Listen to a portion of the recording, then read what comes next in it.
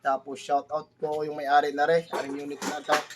Ayan, ito na yung boss, ang head na binili natin. Galing to kay Boboy Works from San Nicolas ata yun, no?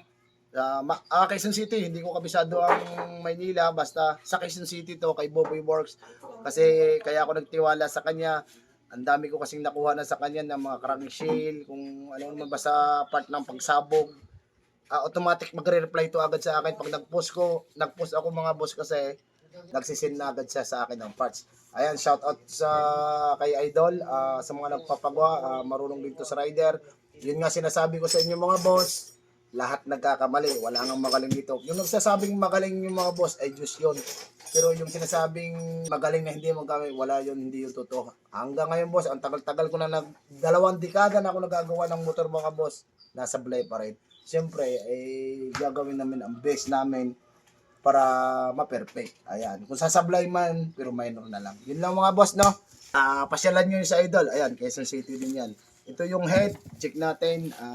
Kaya hindi ko pa nabuksan yung mga boss dahil gusto ko makita din ng may-ari na hindi lang basta dinakot are. Sadya ring kinuha pa sa malayo pa. Ayan, ating bubuksan. Malagang ano dyan, bari cutter. Para titingnan natin kung sariwa. Kasi ang alam ko ang sariwa ay isda lang. Ito yung bulok na.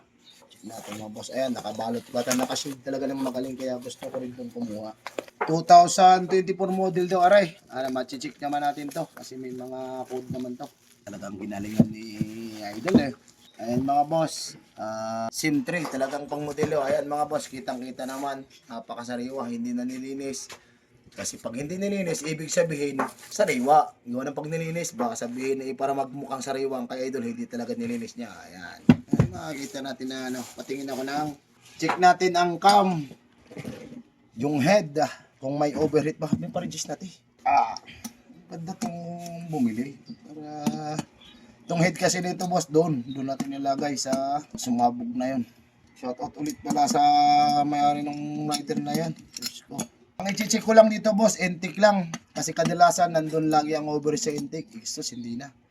Kasi white cam naman ang exhaust eh. Kasi kadalasan pag black cam, tigas. Laging may problema ang ano. Kaya i-check ko dito yung paglalapatan ng cam sa head. Ayan mga boss, napakasariwa. Salamat Idol. Talagang kaya ako'y tiwala sa iyo kahit ito'y hindi pa kami nag-meet up nito ng personal eh. Kung sino mas magandang lalaki sa aming dalawa.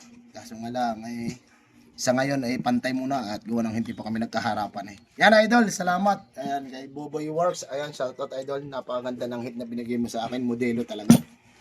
Walang issue. Lahat. Ayos nito sa akin. Basta ganitong unit parts na pinapadala mo. Ayan. Okay na ito mga boss. Thank you Idol. Sa sunod ulit.